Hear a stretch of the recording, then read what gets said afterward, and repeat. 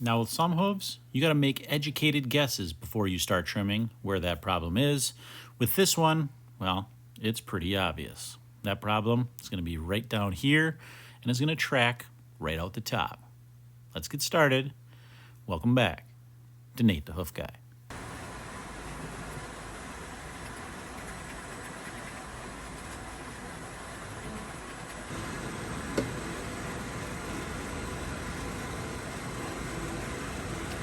Now on some trims, I'll start off with the grinder right away, and others like this one, I'll start with my knife just because there might be some rocks tucked up underneath some of this loose horn here. So I want to get that removed before I dive in there with my carbides. I don't want to dull them up. You can see I was pointing right there to where that little defect is.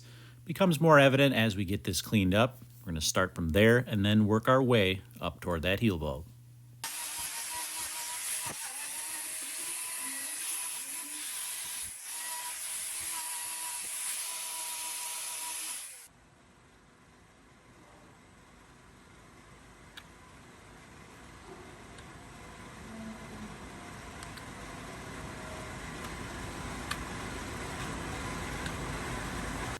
You'll notice with this one, as with a lot of these white line defects that end up abscessing, that little mark in that white line is going to continue to work its way up as we go further into that hoof.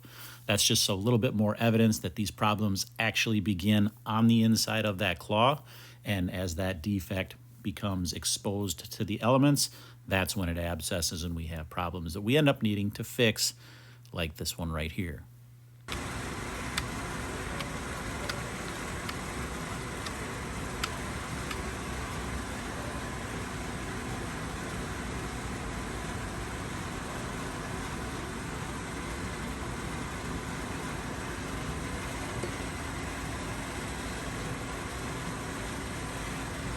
Once again, you can see the value of that hook on the tip of that knife there. It allows me to hook that loose hoof horn as I make that circular cut, lifting that horn away from that claw. Allows for a much safer cut.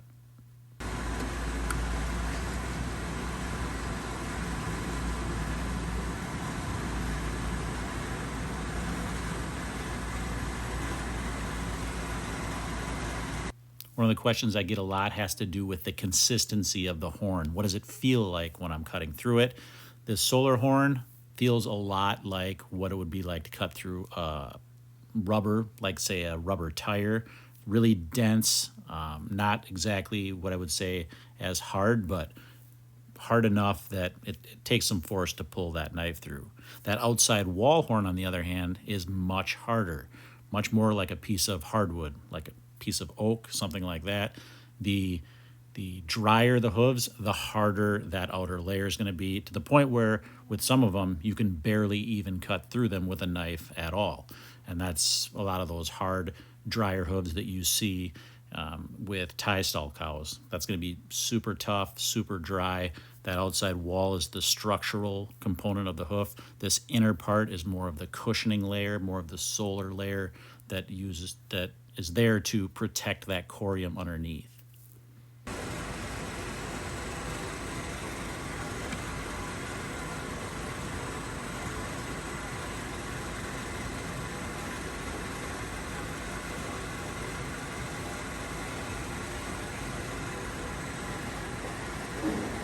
Another question I get a lot has to do with how long has this particular lesion been there.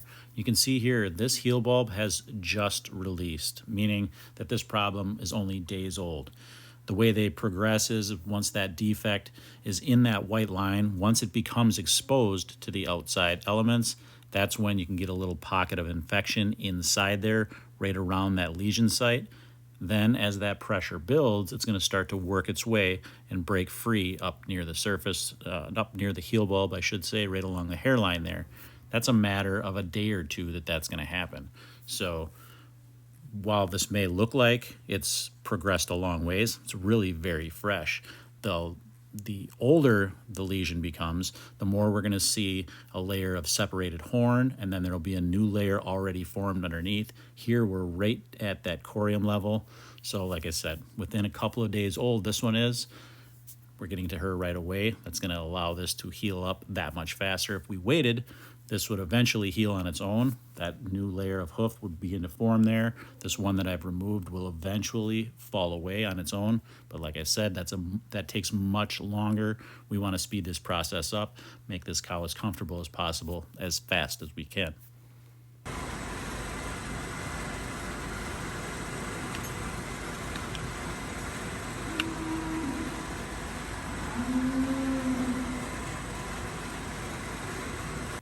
Right here is where that lesion is, so I'm going to trim away any of the loose horn around that. I want to make sure that I free up that lesion as best I can, as safely as possible. I'm going to continue to follow this down. Any loose horn that I can safely remove, I'm going to. That way that lesion's free from any of that horn that might want to pinch it and keep it open. If we can get that all removed, we don't have to worry about that. And then a new layer of hoof horn is going to form right there.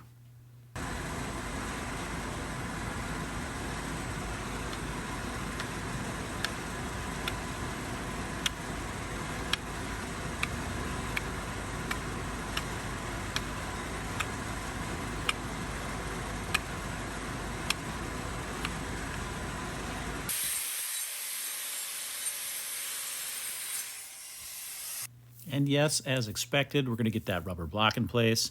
The reason I use rubber blocks instead of wood blocks, simply for comfort's sake. This rubber block is going to allow for more cushioning. When we're putting all of that weight now onto one claw, we want to try to minimize any of the force we can being applied to that claw. So that rubber one is going to take some of that up and make it a little bit more comfortable for her to walk on.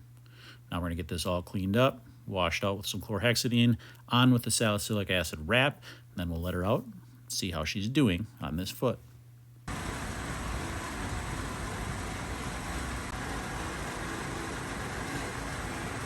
Swing in here and give you a nice close-up to the left-hand side of that claw. That's the original lesion site.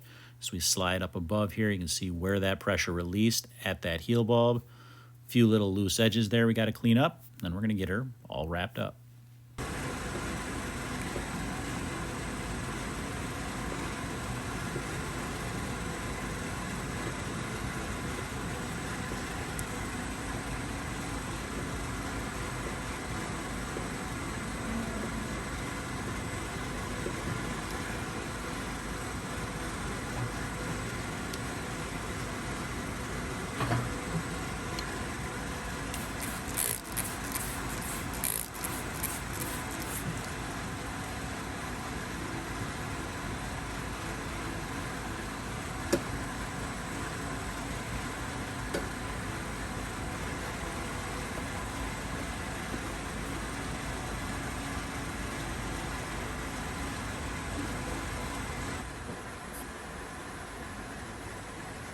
And that is going to do it, guys. As always, thanks for watching, and we will see you all on the next one.